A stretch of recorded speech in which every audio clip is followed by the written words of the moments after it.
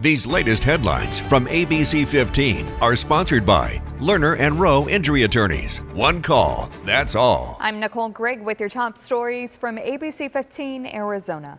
And fire crews also on South Mountain helping a hiker they say is experiencing a medical episode. This is the scene from the Sweet James Chopper. We're working to get more information. Once that becomes available, we'll pass that along. Phoenix fire crews rushing a 2-year-old boy to the hospital after he was found unconscious in a backyard pool. This happening off the I-17 in Union Hills. We're told the boy is in critical condition. It's unknown how long he was in the pool.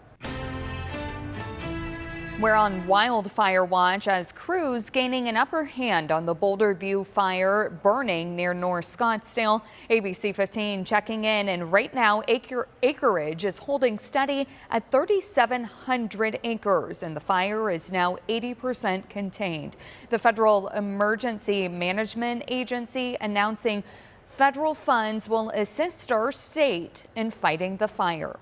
Fighting wildfires is a dangerous job, so today we take time to honor firefighters on this National Wildland Firefighter Day. Fires can be difficult to get to, equipment has to be brought in, so wildland firefighters are often trained in activities like air support and smoke jumping. The Biden administration's proposed budget for next fiscal year includes $75 million to increase the pay of federal and tribal wildland firefighters. People just really do not have an idea of how much force there is there and how much damage can be done. So we see it fairly commonly. Young kids that come in with really bad injuries, and sometimes those are lifetime injuries that will result in, deformity and disability for an entire life. A show and tell warning ahead of Independence Day from Phoenix Fire and the Arizona Burn Center, showing what fireworks can do if not used correctly. Experts from the Burn Center telling us if you or a loved one get hurt, do not put ice on it. Instead, put a dry, clean bandage on the injury and head straight to the Burn Center. Travel trouble tonight as Americans hit the road and head to the airport for the 4th of July. Experts blaming delays and cancellations on everything from extreme weather to the continued shortage of air traffic controllers. The FAA is expecting almost 41,000 total flights between today and tomorrow.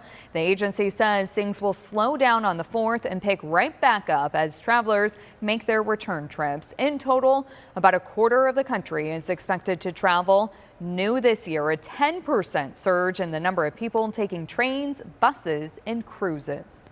Uplifting Arizona and saving lives, they're known as the Fab Four men who've donated blood here in the valley for decades. On Tuesday, John, Bob, Mike, and Ken sat side by side at Vitalant in Tempe, sharing how their donations have helped save more than 3,700 lives over the years. They're hoping to provide a bit of motivation to get others in the community to join them for the Saving Arizona Blood Drive this Sunday.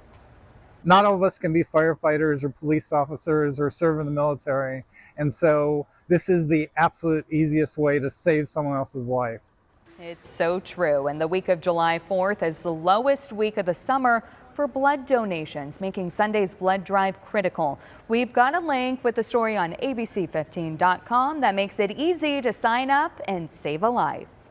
I'm Chief Meteorologist Amber Sellens tracking your forecast and another hot day tomorrow. More 90s in the morning, triple digits in the afternoon. And yes, Phoenix will be back above 110 tomorrow. A high here of 113 degrees. There is a slight chance of a few isolated showers and thunderstorms. Really the best chances, as Futurecast shows, will be down to the east and southeast. Very similar to how things played out today. But maybe one or two of these getting into northern Pinal County or even into the Phoenix metro area tomorrow afternoon. Then it's all about the heat. heat. Excessive heat watches in effect for the valley Thursday through Tuesday. We've got some warnings already issued out to the west, and we will likely see our watches here in Phoenix upgraded to warnings as we get closer. So we have a string of weather action days with these heat alerts in effect, starting on the 4th of July with a high of 115 degrees and continuing all the way through the end of your 7-day forecast. Highs hovering around 115 for a long time and maybe even touching records on Friday and Tuesday.